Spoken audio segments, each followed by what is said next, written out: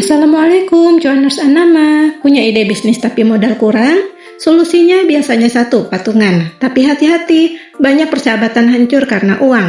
Dalam Islam, patungan usaha disebut syirkah. Sebelum bicara untung, bicara dulu soal niat. Apakah partner kamu punya integritas? Jangan cuma cari yang punya modal, cari yang punya value yang sama. Ingat, saat dua orang bersekutu dengan jujur, Allah menjadi pihak ketiga yang memberkahi bisnisnya. Tapi kalau satu saja berkhianat, keberkahan itu akan dicabut. Cuaners, jangan asal setor uang, kita harus jelas di awal pakai akad apa. Kalau semua setor uang dan semua ikut kerja, itu masyarakat. Tapi kalau kamu cuma setor modal dan temanmu yang pusing operasional, itu madarabah. Kenapa ini penting? Karena beda akad, beda cara tanggung jawabnya. Sebagai akuntan, saya ingatkan akad adalah konstitusi bisnis kalian. Jangan ada yang abu-abu di antara kita, karena ketidakjelasan atau goror adalah pintu masuk setan dalam bisnis. Sekarang kita hitung porsinya. Ingat, porsi kepemilikan aset biasanya sesuai persentase setoran modal. Tapi bagaimana kalau ada yang modalnya skill? Dalam akuntansi syariah, ini bisa dikonversi atau diatur dalam nisbah bagi hasil. Jangan sampai ada perasaan aku kerja lebih banyak tapi bagi hasilnya sama. Tentukan siapa yang jadi direktur, siapa yang jadi keuangan. Profesionalitas adalah cara kita memuliakan syariat.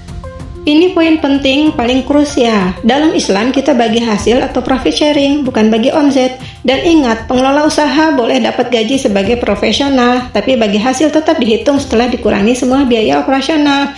Dan aturannya, jika untung bagi sesuai nisbah, jika rugi secara alami atau bukan karena kelalaian, maka kerugian finansial ditanggung oleh pemilik modal sesuai porsinya.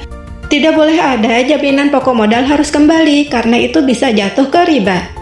Cuaners Anama, Al-Baqarah ayat 282 jelas memerintahkan kita untuk mencatat utang piutang dan transaksi. Bisnis patungan wajib punya laporan keuangan bulanan. Kenapa? Biar nggak ada curiga. Transparansi adalah obat penyakit hati. Sebagai partner, kamu berhak tahu kemana setiap rupiah digunakan. Jangan alasan, sama teman sendiri nggak usah kaku. Justru karena teman, kita harus kaku dalam aturan agar pertemanan awet sampai ke surga.